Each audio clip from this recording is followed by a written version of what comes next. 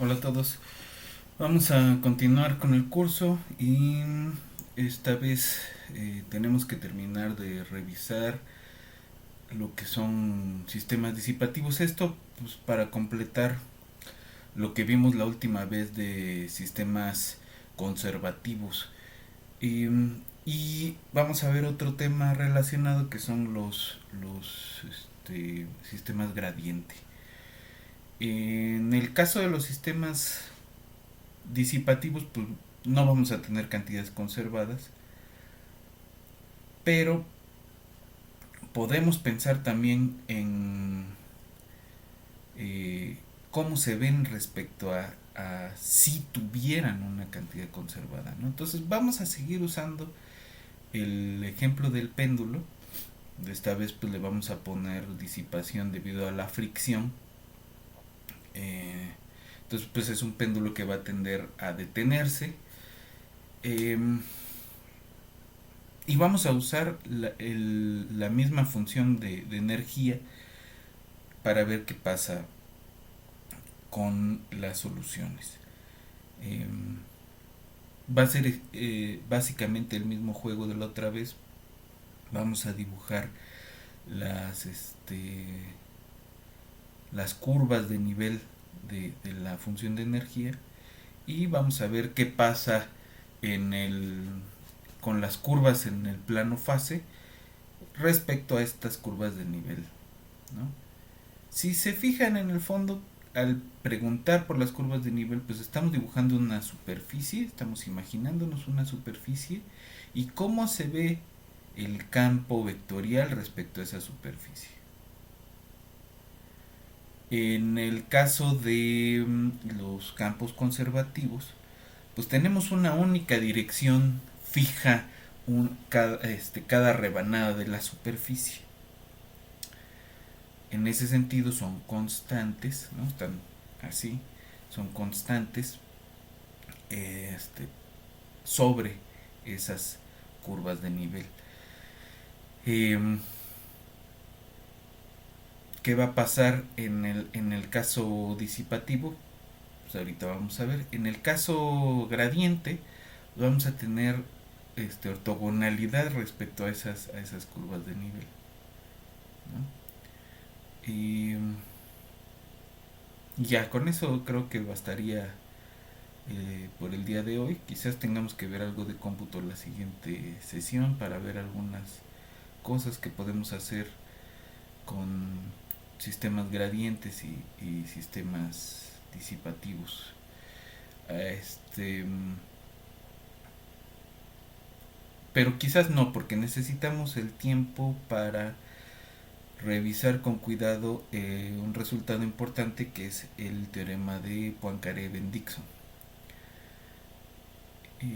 La prueba del teorema de Poincaré-Bendixson requiere un poco de más material, de más herramientas teóricas, porque necesitamos hablar del índice de un campo vectorial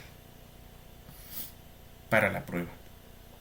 La idea del resultado es bastante sencilla.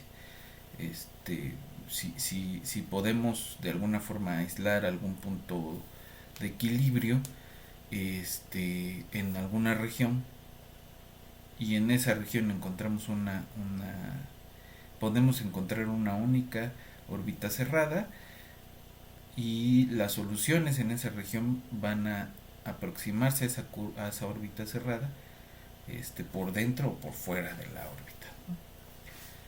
Eh, y ese resultado es importante porque significa que en dimensión 2 tenemos o puntos de equilibrio o ciclos límite. Entonces, no hay más, ¿no? Quiero terminar este año con ese resultado para que cuando regresemos en enero podamos revisar dos cuestiones. Una, son ejemplos en dimensión 3 que son importantes por el tipo de comportamiento que van a tener,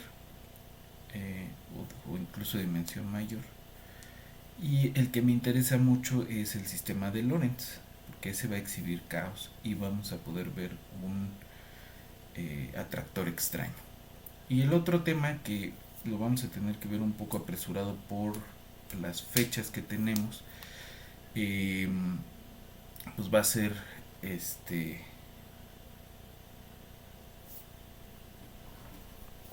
el análisis de simetrías, ¿no? No nos va a dar mucho tiempo, pero espero que con 3 o 4 sesiones tengamos una idea al menos inicial de qué va el análisis de simetrías y de qué información podemos obtener a partir de eso. Mientras vamos a terminar hoy con sistemas disipativos y sistemas gradientes y vámonos al pizarrón.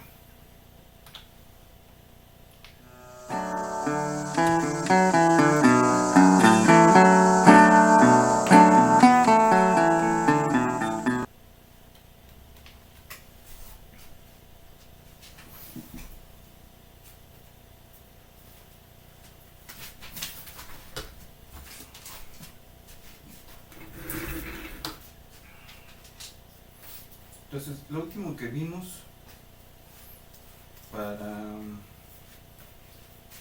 hamiltonianos, que fue que la jacobiana de un sistema hamiltoniano lo podíamos escribir en términos de las parciales del hamiltoniano de esta forma, ¿no?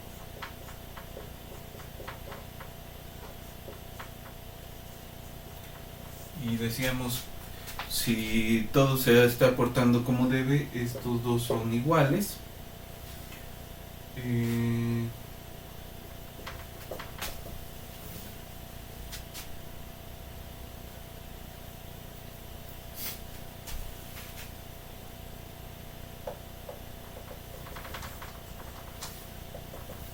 Estos dos son iguales y la matriz se ve como alfa menos alfa y gamma beta, ¿no?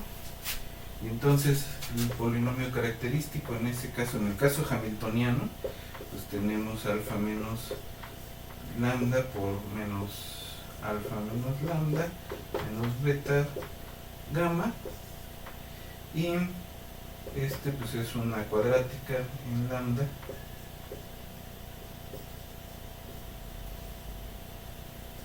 y tiene dos raíces bien cantadas,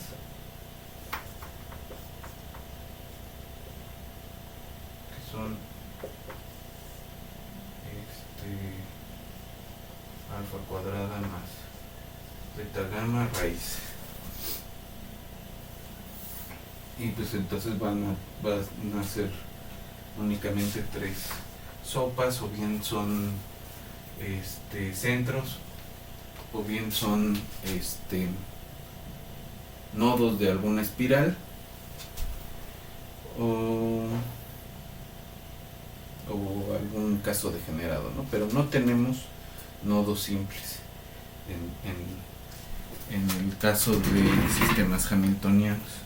Ahora vámonos a los disipativos. Entonces, el ejemplo que nos vamos a agarrar pues es el péndulo, pero el péndulo con un término de fricción, ¿no? El péndulo amortiguado.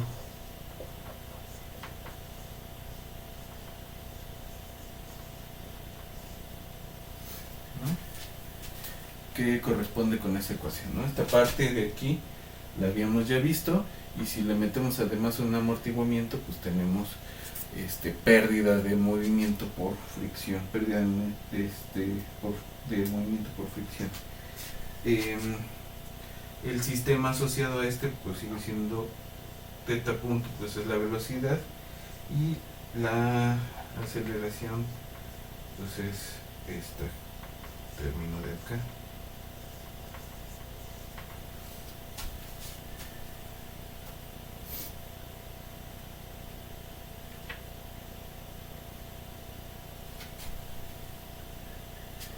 Ahora esta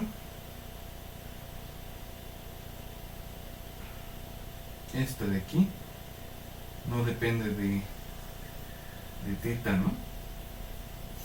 Es decir, si hacemos parcial respecto de teta de B, pues este es 0. Es como la segunda derivada de esta, ¿no? Ahora, la parcial de B menos, ¿no?, de esta parte de abajo, ¿no?, las F y G que habíamos dicho la vez pasada para que fuera hamiltoniano. Este es igual a B sobre M, y si de veras queremos que esto sea un amortiguamiento real, pues esto tiene que ser distinto de 0, ¿no? De hecho es positivo. M siempre es positiva, y la B pues tiene que ser positiva si estamos pensando que detiene el movimiento, ¿no? O negativa si estamos considerando que es un chicote, ¿no? Es un chicotazo que empuja el oscilador en cada instante o alguna cosa periódica, ¿no? Pero el hecho es que estas dos funciones no son iguales. Entonces el péndulo simple amortiguado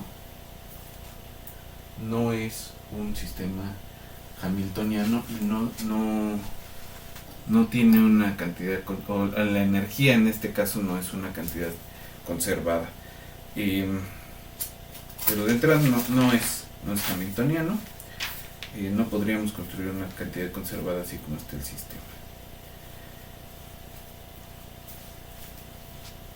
¿Cómo es el jacobiano? Es decir, ¿cómo es la aproximación lineal de esta cosa? ¿No? Tenemos el sistema y el jacobiano en algún teta b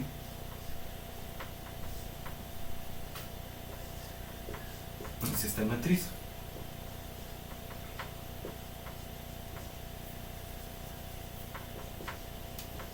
GL menos GL coseno teta y menos BM.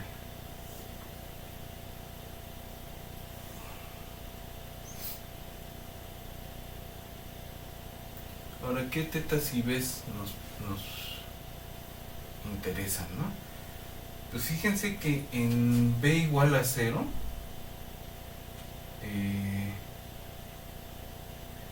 esta se anula, ¿no? Entonces forzosamente necesitamos que b sea 0, y los otros puntos que nos interesan pues es donde se anula el seno, ¿no? Entonces son de la forma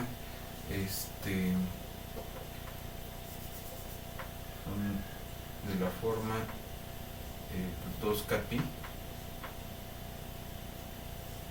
0, ¿no? Aunque el seno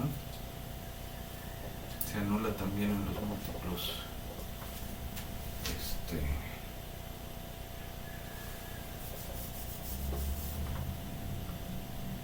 impares, ¿no? Entonces de la forma capi y 0. Esos puntos son puntos críticos, estos caspos, casi enteras, ¿no? Pero pues la velocidad siempre va a ser 0. Ok. Ahora, en esos puntos, ¿cómo se va a ver la jacobiana? ¿No? J de capi y 0.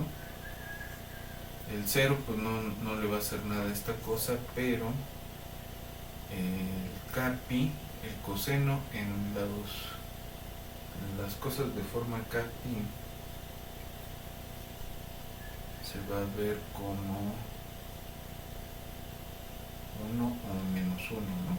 Si nos quedamos nomás con los pares, pues nos quedamos con los unos. Entonces nos quedamos con los puros pares, y esta cosa pues es 0, 1, menos B sobre M y menos G sobre L, ¿no? Entonces otra vez fíjense cómo estamos en el fondo aproximando el coseno, el seno con una lineal, ¿no? No se ve esto tan chacal como la otra cosa que habíamos escrito cuando analizamos el péndulo. El polinomio característico en este caso es menos lambda por menos b sobre m menos lambda más g sobre l igual a 0, y esto es lambda cuadrada más b sobre m lambda más g sobre l igual a 0.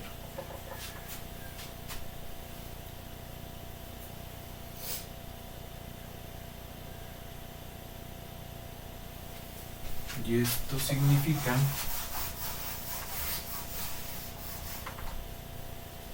que los valores propios del sistema son menos b sobre 2m más o menos raíz de b sobre 2m cuadrito menos g sobre e, ¿no? Y entonces ahí vamos a tener tres casos dependiendo del discriminante.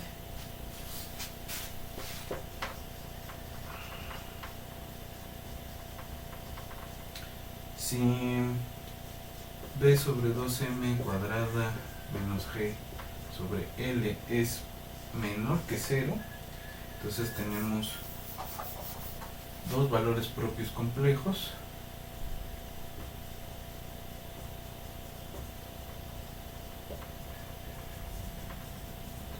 conjugados con parte real negativa.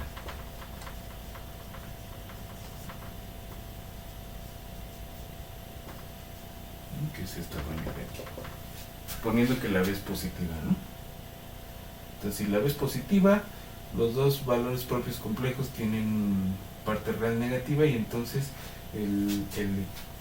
tenemos estabilidad local, y además en el lineal se comporta como un nodo en espiral, ¿no?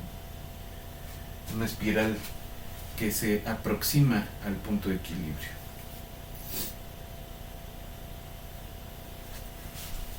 Un sumidero en espiral, ¿no? Un atractor en espiral. Si tenemos el discriminante positivo,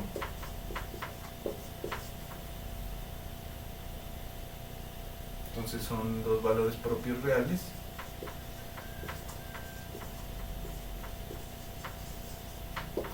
y además tenemos que esta cosa es positiva y es más pequeña que este, ¿no?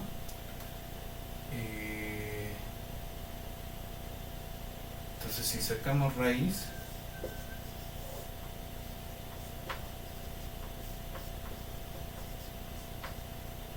esto es más pequeño, como la raíz es creciente, esto es más pequeño que eso, y entonces cuando yo le resto esto de los dos lados, tenemos b sobre 2m cuadrito menos gl menos b sobre 2m va a ser negativo, y además es más grande que menos esta cosa, ¿no?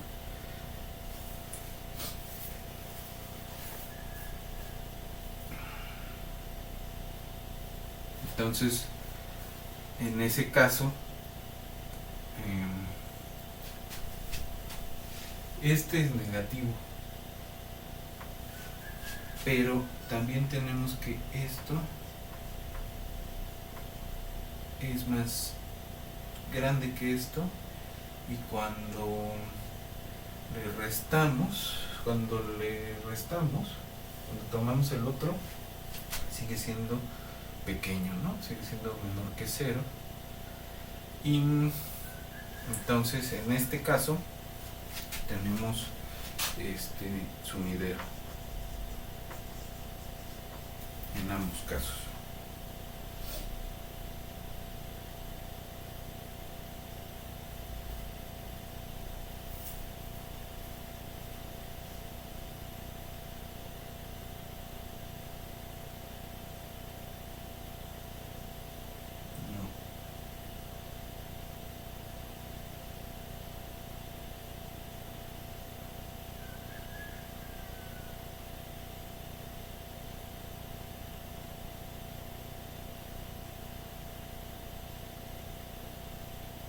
Sí, sí. Sí, en ambos casos son sumideros, ¿no? Esos en los puntos de la forma 0, perdón, 2K pi y 0, ¿no? Nos falta un caso que es donde el discriminante es 0.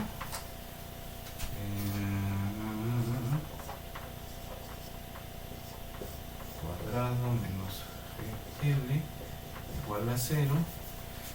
Y en ese caso, es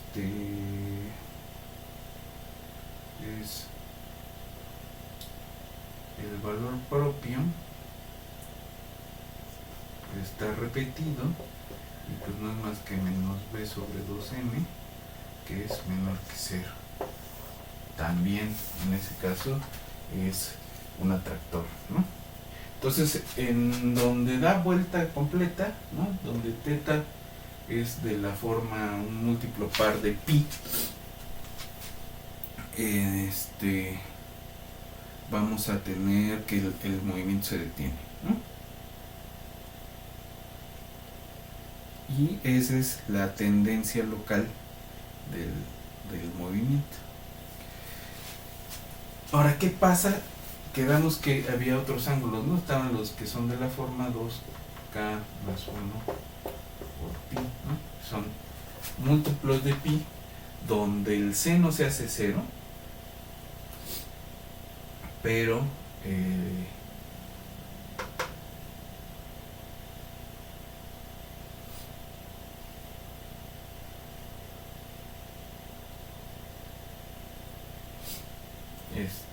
el coseno no se hace, el coseno es menos 1, ¿no? Entonces aquí el coseno de teta para las tetas de esta forma es menos 1, y la jacobiana en estos puntos de la forma 2K más 1 pi, 0, pues se ve como 0, 1 menos b sobre m, pero esta parte se ve como GL positivo.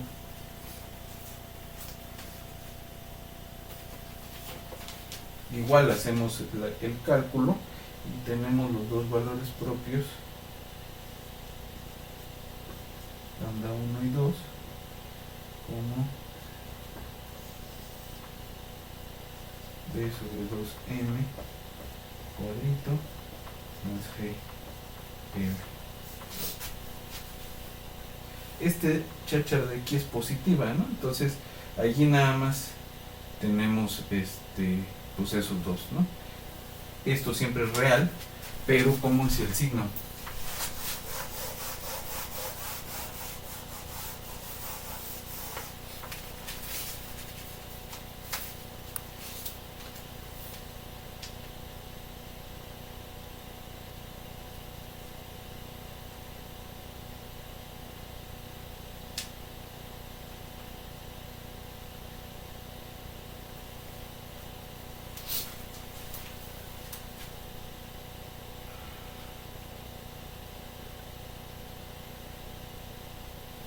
Tenemos que menos b sobre 2m más la raíz de b sobre 2m cuadrado más g sobre l es positivo, y el otro menos una cosa positiva. O sea, de aquí ya sabemos que este es negativo, pero resulta que es positivo, y Eh,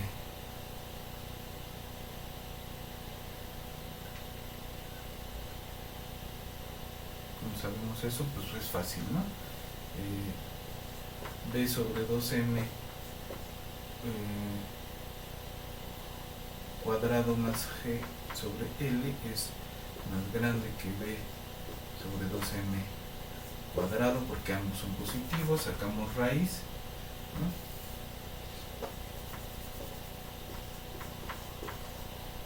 Y restamos de ambos lados b sobre 2m, ¿no?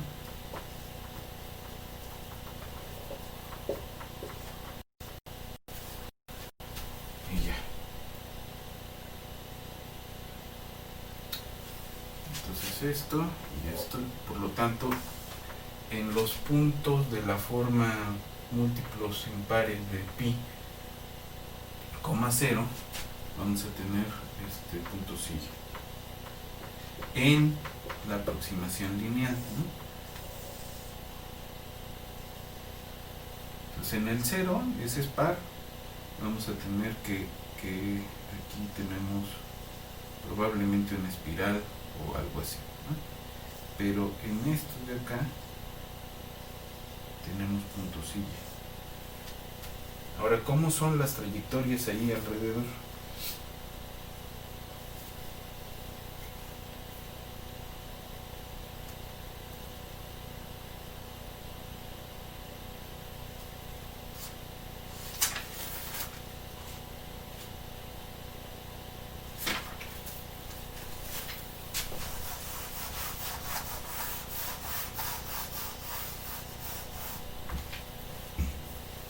Como teta punto depende nada más de b, si teta punto es 0, esto implica ya que b pues es 0, ¿no? Cuando teta punto es 0, en esta acá, el campo apunta hacia arriba o hacia abajo a lo largo de teta.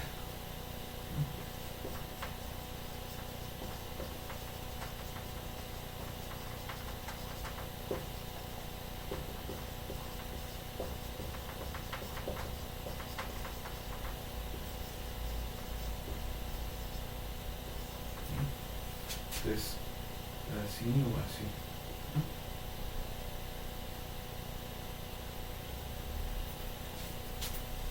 Cuando b punto es 0, entonces b es igual a mg sobre bl seno de teta.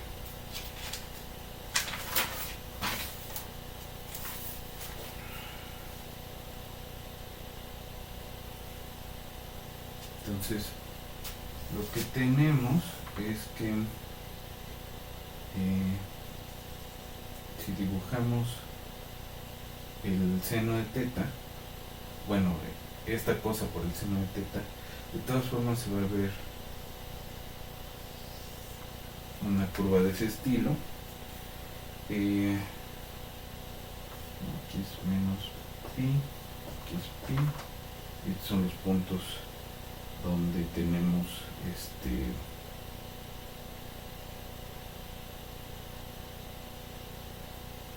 ¿no? Aquí vamos a tener que se aproxima de esta forma. Por dentro de esta región tenemos que va a crecer, pero aquí está completamente recostado y aquí también, ¿no? Y aquí se va para acá a lo largo de la teta. Ahora vamos a considerar la siguiente función, y tramposamente, ¿no? O sea, vamos a tomar la función que correspondería a la energía, ¿no? Ese era el hamiltoniano del caso sin fricción, ¿no?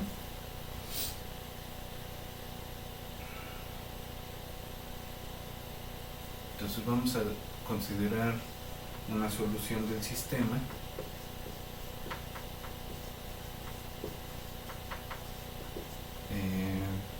de tal forma que el parámetro B sea igual a 0, ¿no?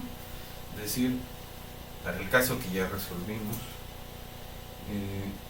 y en ese caso sí tenemos que la derivada respecto del tiempo de h en teta y b es 0 cuando b es igual a 0. Pero nosotros ya tenemos b distinto de 0. Entonces vamos a ver qué pasa con la energía.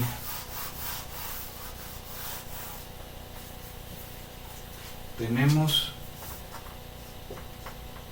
h punto, y esta es h parcial respecto de teta por teta punto más h parcial respecto de b por b punto.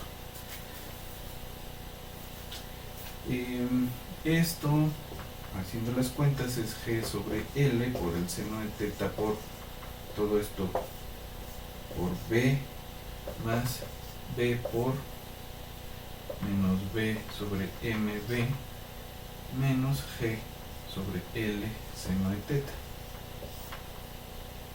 Y esto todo, es decir, vamos a tener b por menos g l seno de teta, con este se van a ver al mago, y tenemos menos b sobre m por b cuadrada, ¿no? Este término ya no es 0. Y estos dos son positivos, este es positivo, y con esto siempre es menor o igual que 0. H ya no es constante sobre las trayectorias del sistema. Entonces, pero es no creciente, ¿no?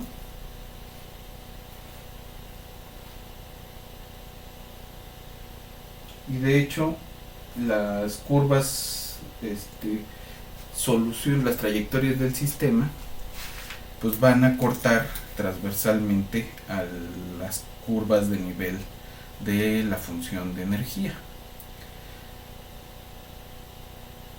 Entonces sí nos sirve de algo pensar en la función de energía, ¿no? Entonces, otra vez pensemos en las curvas de nivel. Ya esas ya las habíamos dibujado. Y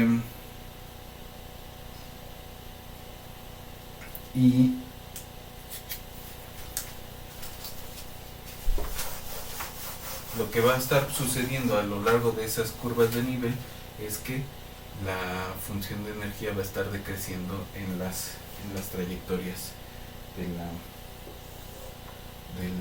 del sistema, ¿no?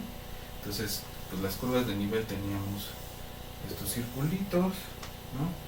Y teníamos estas curvas de acá, ¿no? O sea, hasta el mínimo de la energía iba creciendo.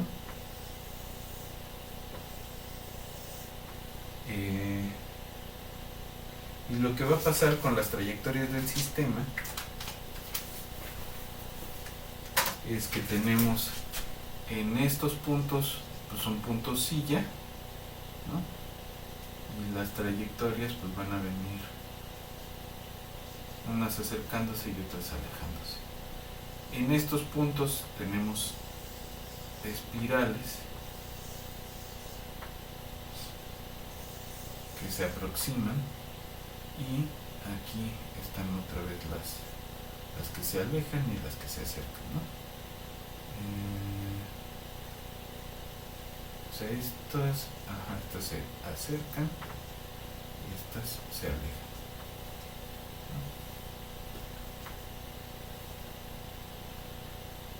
¿no? Ok, entonces es el comportamiento del sistema.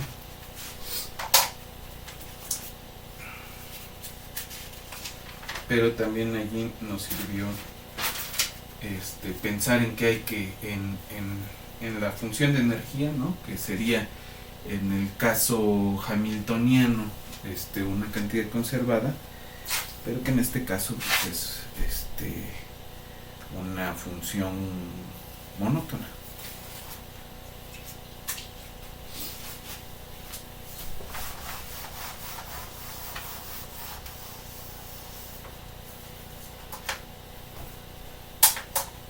Ahora, el otro sistema que nos interesaba era los gradientes, ¿no? Entonces, una forma de aproximarse a ese problema, por ejemplo, pensar en... o sea, hay dos problemas que siempre se me vienen a la cabeza, ¿no? Uno es una población de bacterias que se mueven siguiendo la, buscando las zonas donde se concentran donde hay mayor concentración de algún químico, ¿no? Ese químico se va a difundir en un medio con una velocidad que es ortogonal al gradiente, que es la dirección de mayor concentración, ¿no? O sea, se va difundiendo así. Pero las bacterias van a ir buscando las zonas de mayor concentración. Tienen algún tipo de sensor, ¿no? Que les dice dónde está la mayor parte de esa concentración. Hay peces, crustáceos sobre todo, hay crustáceos que detectan sustancias en el agua. Podríamos pensar que es algún tipo de olfato, ¿no?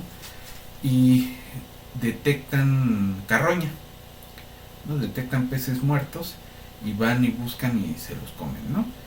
Pero no son forrajeros, ¿no? No buscan en todos lados. Detectan hacia dónde está la mayor concentración de ese químico que podemos pensar que es el olor de pez muerto, y se dirige hacia él, ¿no? Estoy sobresimplificando, vamos, pero son sistemas que dependen de la concentración, del gradiente de la concentración de algún químico. En ambos casos podemos hacer un modelito que va más o menos así. Entonces la dirección de máximo crecimiento, supongamos que S de X y Y es una concentración, ¿no? Concentración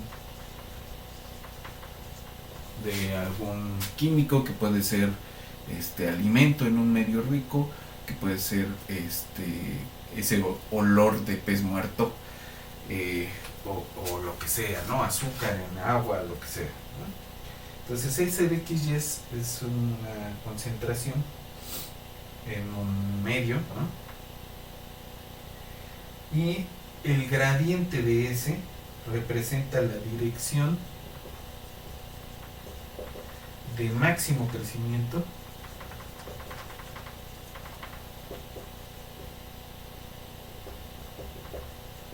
de la concentración.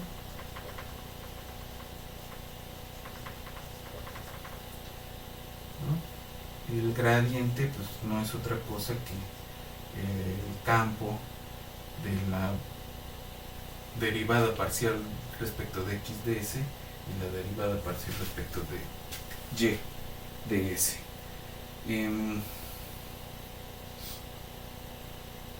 ¿No? Entonces podemos pensar en el siguiente sistema, ¿no? X punto y Y punto van a ser un campo, van a determinar un campo gradiente, ¿no? S de X, S Y. ¿No? Parcial de X de S respecto de X y de S respecto de Y. Supongamos que eso lo tenemos definido en un cuadrito, en un rectangulito, menos 2, 2, cruz, menos 2, 2, y que está definida por x cuadrada sobre 2 menos x cuarta sobre 4 menos y cuadrada sobre 2 más algo, ¿no? Ese es el campo que determina la concentración de algún químico. Ahora quiero mostrarles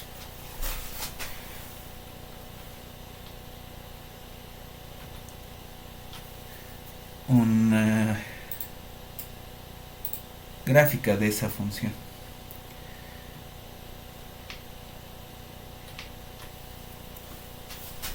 Entonces, si se fijan, tenemos tres extremos locales.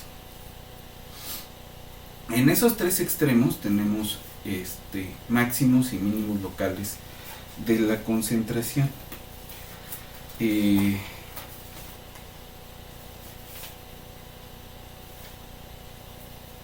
hecho, en el punto que está hacia el centro de la superficie esta, es un punto silla, ¿no? Que es mínimo en esta dirección así, pero en esta dirección es máximo. Entonces tenemos ahí un punto silla. ¿Cómo se ve entonces las curvas de nivel de eso? Pues se parecen mucho a las que dibujamos para los péndulos, ¿no?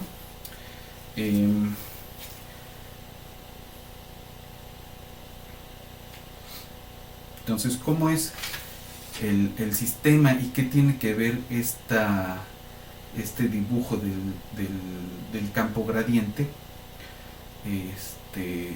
con esta idea de dibujar ciertas curvas de nivel y ver qué pasa alrededor de los puntos de equilibrio, ¿no? Entonces vamos a hacer eso y con eso terminaríamos el día de hoy, ¿no? Entonces aquí esta figura nada más para que se fijen donde vamos a tener los puntos interesantes, ¿no? Uno es aquí, el otro es aquí y el otro es el punto silla que anda por acá. Entonces vamos a continuar.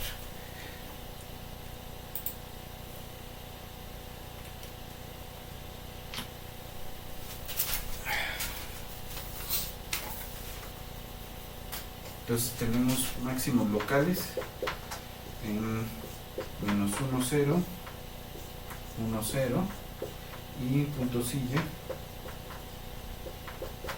en el origen.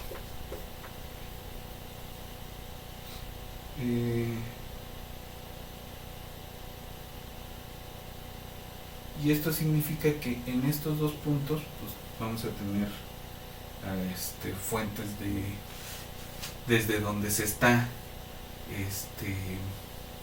emitiendo, o sea, desde donde se está difundiendo el químico, que podríamos pensar que son fuentes de alimento, y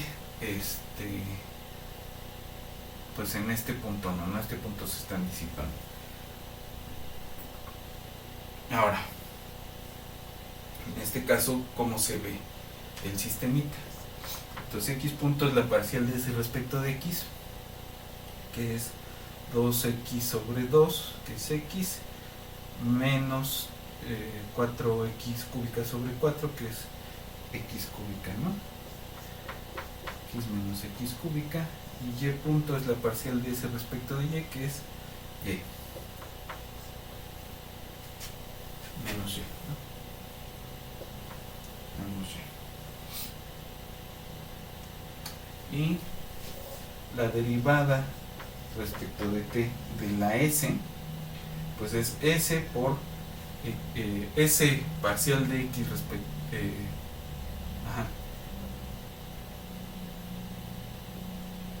es sx por x punto más sy por y punto. Entonces vamos a tener x menos x cúbica al cuadrado más y cuadrado, ¿no?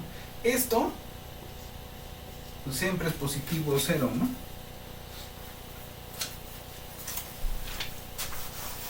Ahora las curvas de nivel de la S, ¿cómo se ven? Pues dijimos que hay unos máximos en el menos 1, 0 y en el 1, 0, y aquí hay un punto silla, ¿no? Entonces aquí tenemos esta cosa así y le están dando la vuelta a estos que están creciendo, ¿no? Entonces si lo dibujáramos con color,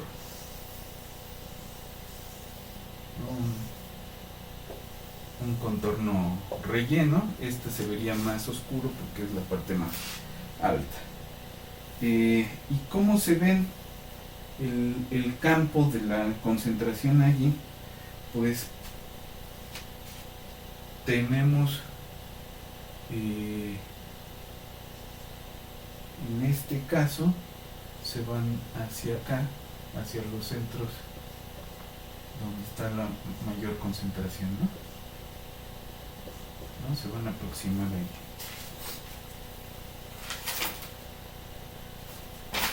¿Ok? Ahora, vamos ya en general. A un sistema de estos vamos a llamarle un sistema gradiente. Entonces, un sistema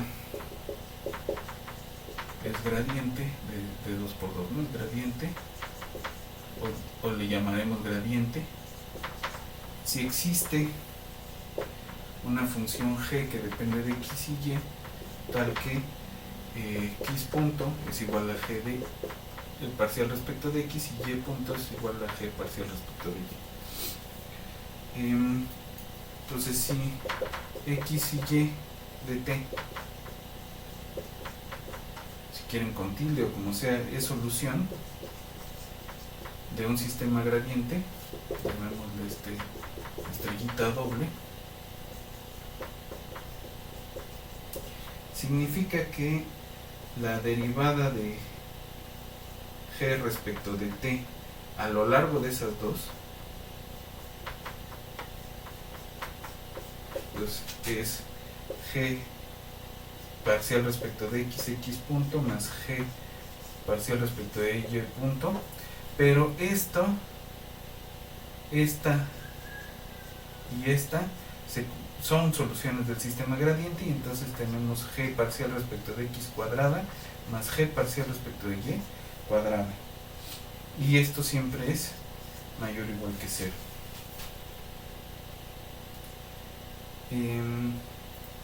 Entonces g va a crecer a lo largo de las órbitas que son soluciones del sistema, y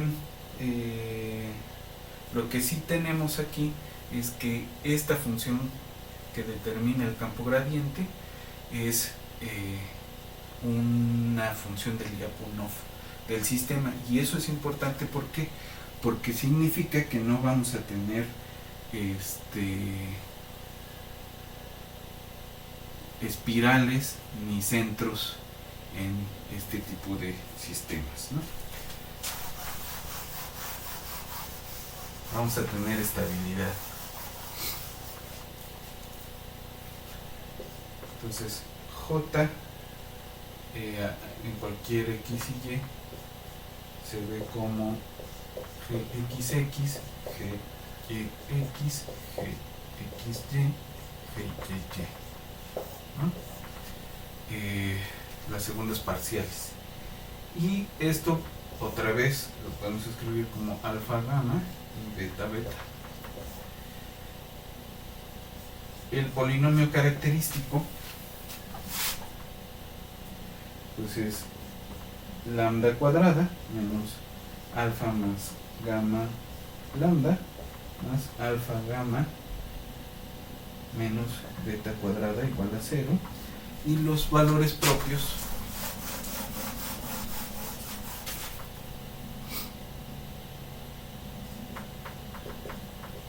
son alfa más gamma más menos la raíz de alfa más gamma cuadrada menos 4 alfa gamma más 4 beta cuadrada sobre 2,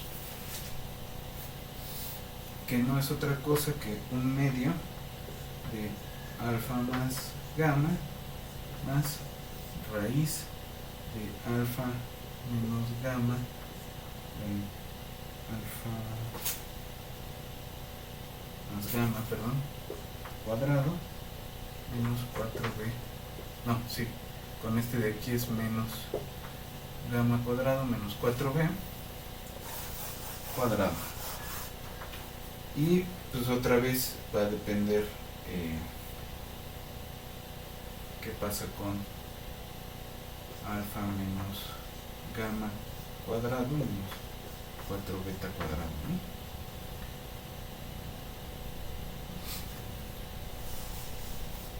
Ahora, ¿quiénes son esas? Esta y estas son las parciales y estas son las cruzadas, ¿no? Esto va a ser mayor o igual que 0. Y esa es la razón de que no tengamos ni espirales ni centros.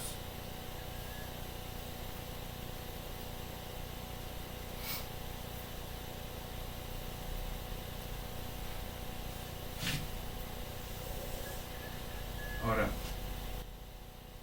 vamos a ver un ejemplo y con eso terminamos. Vamos a tomar x punto igual a menos x más y punto igual a menos x más y. Y vamos a considerar la función L, que va a ser una función de Lyapunov para este sistema. Pero lo que vamos a tener es que la derivada respecto de t de la L es 2xx punto más 2y punto, y esto es 2x menos x más y más 2y menos x menos y esto siempre es menor o igual que 0. Entonces el sistema no es gradiente. De hecho, si hiciéramos la linealización de este, vamos a ver que tiene valores propios complejos. Complejos son conjugados, entonces alrededor de los puntos de equilibrio tenemos un comportamiento que en un sistema gradiente no puede ocurrir. Por lo tanto, no es un sistema gradiente.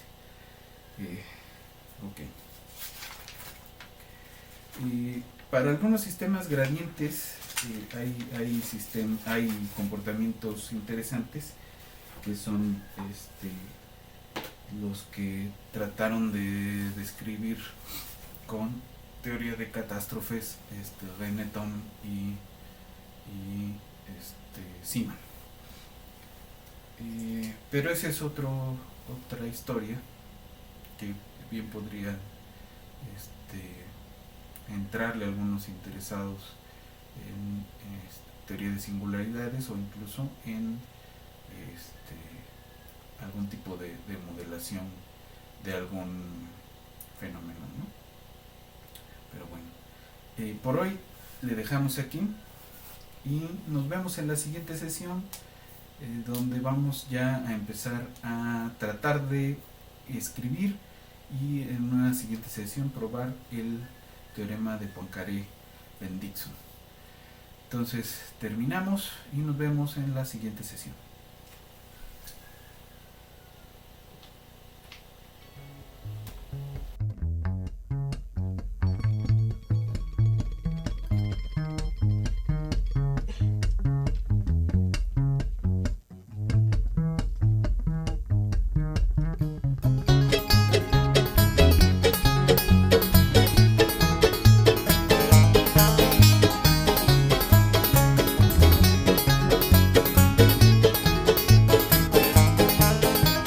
Creep and crawl till you fall